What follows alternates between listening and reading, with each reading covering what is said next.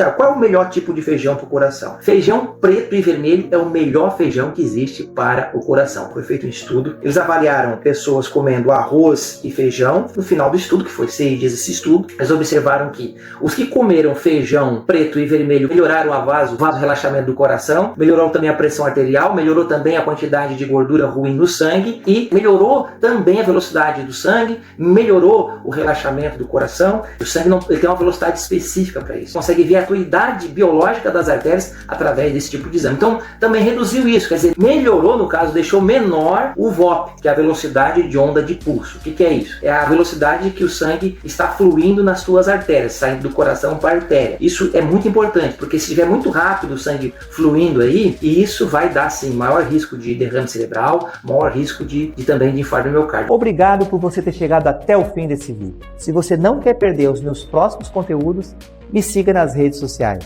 Até breve!